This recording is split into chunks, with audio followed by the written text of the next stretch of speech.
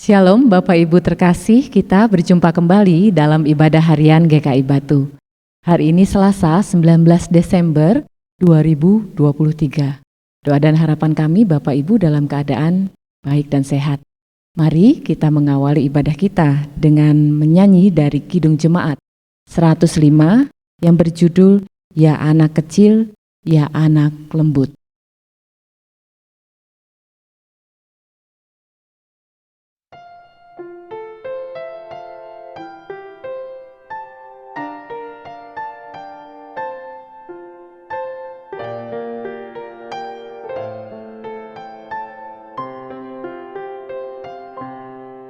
Ya anak kecil, ya anak lembut, engkau diutus Bapamu, dan dari sorga mulia kau jadi hamba terendah. Ya anak kecil, ya anak lembut.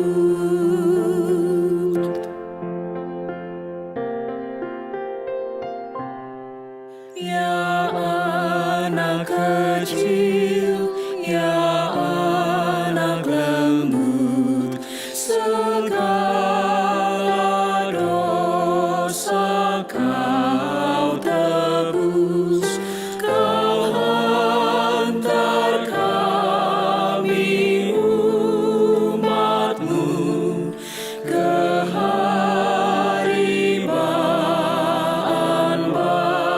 Bapamu. Ya anak kecil, ya anak lembut.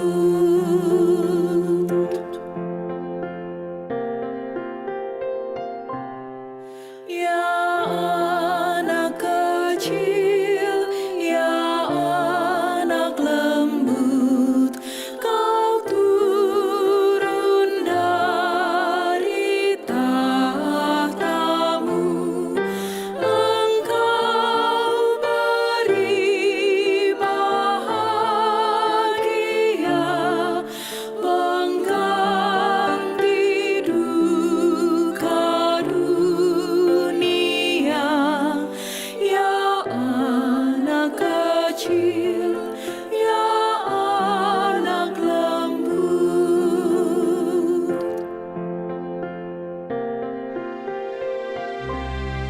Ya anak kecil, ya anak lembut, kau citra kasih Bapamu, nurani kami bakarlah dengan kasih-Mu selamanya. Ya anak kecil, ya anak lembut.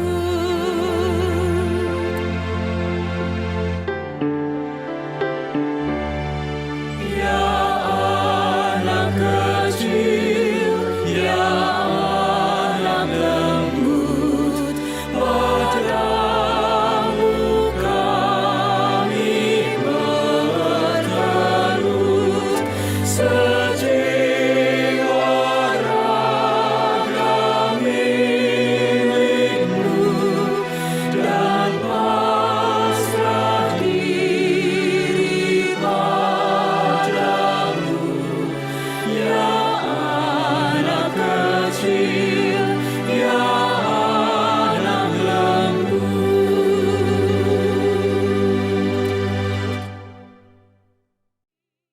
Mari kita satu di dalam doa. Bapa kami di dalam surga, dalam kerendahan hati kami datang ke hadirat-Mu yang kudus. Di pagi hari ini kami memohon pimpinan Roh Kudus dalam kami membaca dan merenungkan kebenaran sabda-Mu ya Tuhan. Dan kami juga memohon kiranya Tuhan memberkati hamba-Mu Bapak Pendeta Dwi Santoso yang akan menyampaikan kebenaran sabda-Mu ya Tuhan. Kiranya boleh seturut dengan kehendak-Mu dan boleh memberkati setiap kami. Terima kasih Bapa, di dalam nama Tuhan Yesus kami sudah berdoa. Amin. Bacaan firman Tuhan terambil dari Lukas pasal 1 ayat 1 sampai 4. Theophilus yang mulia, banyak orang telah berusaha menyusun suatu berita tentang peristiwa-peristiwa yang telah terjadi di antara kita, seperti yang disampaikan kepada kita oleh mereka yang dari semula adalah saksi mata dan pelayanan firman. Karena itu, setelah aku menyelidiki segala peristiwa itu dengan seksama dari asal mulanya, aku mengambil keputusan untuk membukukan dengan teratur bagimu, supaya engkau dapat mengetahui bahwa segala sesuatu yang diajarkan kepadamu sungguh benar. Amin. Bapak Ibu, Saudara yang dikasihi oleh Tuhan, pada hari ini saya memberikan judul renungan kita yaitu memperkenalkan Kristus melalui ajaran yang benar. Bapak Ibu Saudara, di zaman ini yang namanya hoax, yaitu informasi yang tidak benar, berita palsu, berita yang bohong, itu sangat marak. Tiap-tiap hari ada orang yang memproduksi hoax. Tentu tujuannya adalah agar mereka yang menyebarkan hoax itu memiliki tujuan untuk mengeruk kepentingan bagi mereka atau bagi kelompoknya. Macam-macam motif kepentingan yang ingin mereka dapatkan. Saya masih ingat di tahun 2020 saat negara kita, bahkan seluruh dunia terlanda pandemi, kita yang tinggal di Indonesia, termasuk kita yang ada di Batu waktu awal-awal pandemi, setelah diperkenalkan vaksin, maka belum banyak pelayanan vaksin, maka dulu itu orang berbondong-bondong berebut untuk mendapatkan vaksin. Maka suatu ketika saya menjumpai di WA Group, ada edaran tentang vaksin. Saya masih ingat itu ada satu kegiatan yang akan menyelenggarakan vaksinasi melibatkan 2.000 orang bertempat di salah satu tempat pusat perbelanjaan oleh-oleh yang ada di Kota Batu. Lalu ketika saya membaca berita itu, saya menganalisa apakah betul akan ada vaksin untuk 2.000 orang. Di masa pandemi dengan adanya physical distancing, apakah memungkinkan daya tampung sebanyak itu? Maka kemudian saya cross check, saya menelpon dinas kesehatan. Apakah betul bahwa pada hari ini, hari tertentu ini akan dilaksanakan vaksin melibatkan 2.000 orang?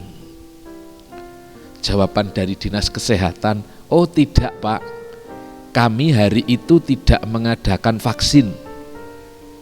Menambahkan mereka, tidak mungkin kami mengadakan vaksin untuk 2.000 orang seketika.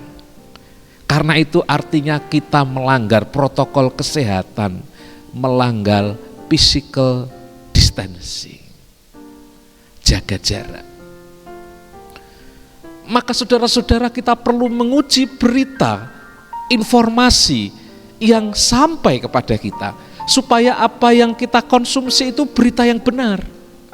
Karena kalau yang kita konsumsi itu adalah hoax, maka itu ibarat sampah yang kalau ada di sekitar kehidupan kita itu bisa mendatangkan penyakit, sakit penyakit.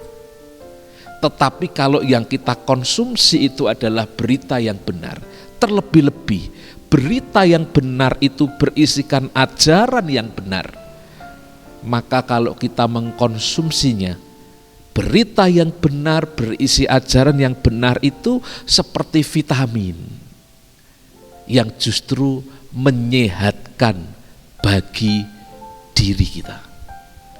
Maka berbicara tentang berita yang benar, ajaran yang benar, hari ini kita belajar dari Lukas.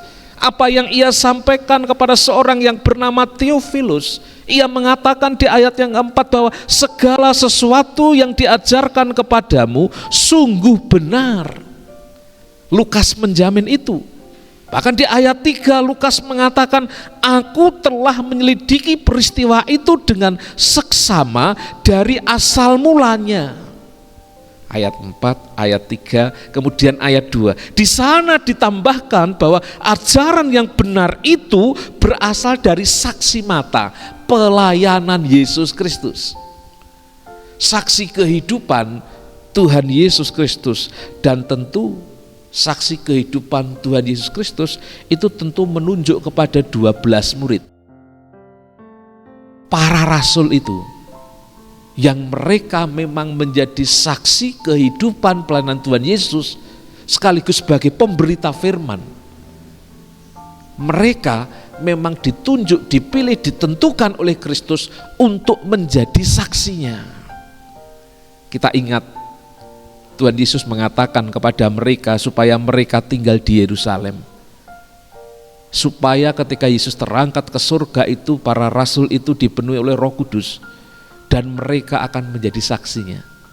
Kita ingat itu karena Tuhan mengatakan itu di dalam Kisah Rasul pasal 1 ayat 8 yang mengatakan, tetapi kamu akan menerima kuasa kalau Roh Kudus turun ke atas kamu, dan kamu akan menjadi saksiku di Yerusalem dan di seluruh Yudea dan Samaria dan sampai ke ujung bumi. Maka berita yang disampaikan oleh 12 murid, 12 rasul itu adalah berita yang benar, yang berisikan ajaran yang benar, yang bersumber dari kehidupan Yesus, dari pelayanan Yesus yang disaksikan oleh para murid itu. Sebab mereka tinggal bersama dengan Yesus, sebab mereka melayani bersama dengan Yesus, sebab mereka ikut bergumul bersama dengan Yesus, sebab mereka melihat, menyaksikan, mengalami peristiwa salib, kematian, kebangkitan, sampai Yesus terangkat ke surga. Artinya lengkap sudah kesaksian mereka tentang siapa itu Tuhan Yesus.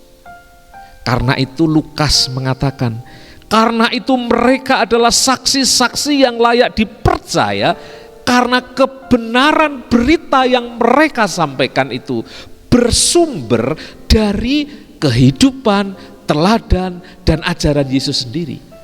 Sehingga kepada Theophilus, di mana Lukas menyampaikan apa yang disaksikan oleh para rasul itu, Lukas mengatakan bahwa itu adalah ajaran yang benar. Maka berbahagialah engkau yang mulia Theophilus, karena engkau menerima berita yang benar, yang berisi ajaran yang benar.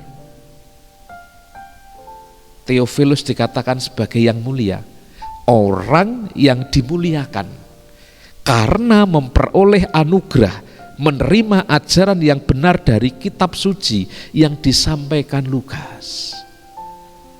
Bapak Ibu, apa inti pengajaran yang ingin disampaikan oleh Lukas yang diberitakan kepada Theophilus itu?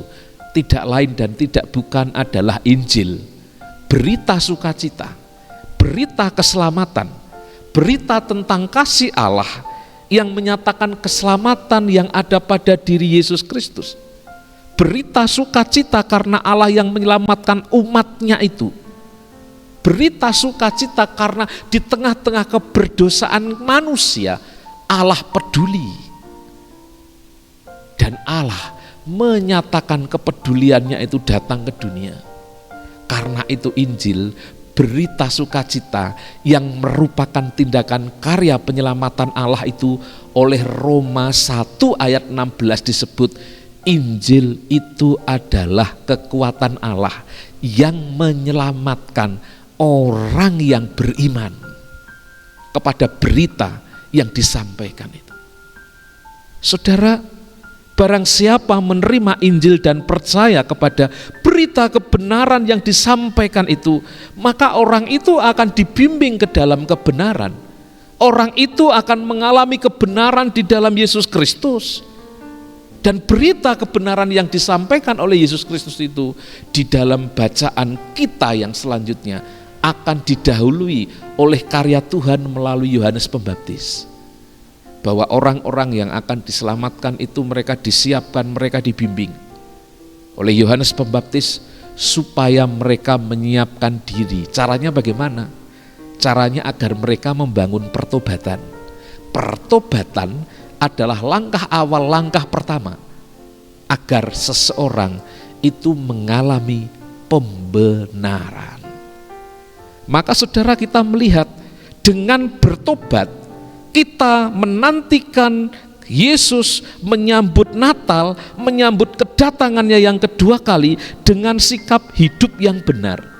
Dengan kita melayakkan diri kita agar ketika Yesus itu hadir yang kedua kali, kita kedapatan benar-benar setia. Kita benar-benar kedapatan mengerjakan iman kita. Sehingga seperti peristiwa Natal, kita siap menjadi palungan bagi Yesus yang hadir. Yesus, Raja yang damai itu dibaringkan di dalam palungan. Palungan itu layak menerima, diterima oleh Yesus. Maka saudara, menjelang Natal ini mari kita bergiat memperbaiki diri kita. Mari kita bergiat menggumuli kebenaran berita Injil, berita tentang Natal, berita tentang sang kebenaran, yaitu kelahiran Yesus yang hari ini kita jumpai di dalam kitab suci, yang melaluinya kita mengerti tentang apa itu Natal. Semoga kita semuanya benar-benar sungguh mengalami berita sukacita Natal itu, karena karya Allah di dalam Yesus itu benar-benar mendatangkan sukacita bagi seluruh dunia. Mari kita mempersiapkan diri menyambut Natal dengan sukacita, karena Kristus sudah lahir bagi kita. Selamat menyambut Natal dengan sukacita. Tuhan memberkati kita semua. Amin. Mari kita berdoa. Tuhan, mengucap syukur karena Tuhan telah menyertai kami sepanjang tahun 2023 ini. Di penghujung tahun 2023 ini, kami akan menyambut Natal, merayakan berita sukacita itu dengan terus kami mau belajar kepada Kristus sendiri, Sang Natal itu. Berikan kepada kami kerajinan agar kami giat membarui diri, agar kami giat melayakkan diri, agar hidup kami seperti palungan yang layak untuk menyambut kelahiran Kristus, Sang Raja Damai. Kami berdoa ya Tuhan, tentu pada kehidupan kami di masa ini banyak sekali pergumulan yang kami hadapi, jemaat-Mu hadapi. Karena itu kami berdoa, bagi mereka yang sakit kiranya Tuhan sembuhkan, bagi mereka yang saat ini sedih Tuhan hibur, bagi mereka yang berkekurangan kiranya Tuhan cukupkan, bagi mereka yang bergumul ada permasalahan kehidupan, kiranya Tuhan mengasihi, peduli, dan menolong mereka. Tuhan, buatlah hati kami bersukacita, karena di hari Natal Engkau sudah lahir bagi kami, Engkau hadir untuk menyertai kami. Saudaraku yang terkasih, arahkanlah hatimu kepada Tuhan, sambutlah berkat dari Sang Natal. Kiranya damai sejahtera Allah yang melampaui segala akal akan memelihara hati dan pikiranmu di dalam Kristus Yesus. Damai sejahtera yang mengalir dari Allah Bapa, Putra, dan Roh Kudus. Damai sejahtera yang datang dari Tuhan Yesus Sang Natal itu akan menyertai kehidupan kita sekarang, dan selamanya. Amin. Selamat pagi Bapak Ibu, selamat beraktivitas, selamat menyambut Natal, dan selamat menyambut tahun baru. Kiranya kasih dan setia Tuhan memberkati kita sekalian. Merry Christmas, selamat Natal, Tuhan menyertai kita. Salam sehat. Shalom.